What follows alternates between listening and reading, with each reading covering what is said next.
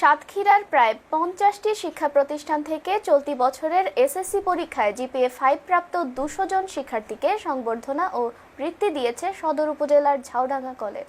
ঝাউডাঙ্গা কলেজে অর্থের অভাবে কারো লেখাপড়া বন্ধ হবে না এ প্রত্যয়কে সামনে রেখে গেল 24 জুলাই অনুষ্ঠিত সংবর্ধনা ও বৃত্তি প্রদান অনুষ্ঠানে প্রধান অতিথি ছিলেন জামালপুর বিজ্ঞান ও প্রযুক্তি বিশ্ববিদ্যালয়ের উপাচার্য অধ্যাপক doctor Mohammad Rukonuzzaman. College governing বডির সভাপতি আমজাদ হোসেনের সভাপতিত্বে অনুষ্ঠানে আরও উপস্থিত ছিলেন পূবালী ব্যাংক খুলনা অঞ্চলের ডিজিএম ও আঞ্চলিক ব্যবস্থাপক শেখ মোহাম্মদ শামসুদ্দোহা, কলেজ অধ্যক্ষ খলিলুর রহমান, সাতক্ষীরা শাখা পূবালী ব্যাংকের ম্যানেজার চন্দ্রশেখর রায় ও কলারোয়া শাখার ম্যানেজার রিপন কুমার বিশ্বাস সহ স্থানীয় গণ্যমান্য ব্যক্তিবর্গ।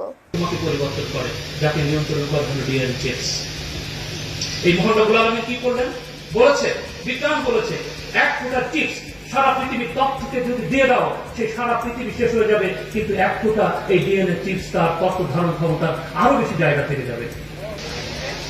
তোমরা দোয়া করো, আমরা সামনে এই প্রোগ্রামটা কন্টিনিউ করবো ইনশাআল্লাহ।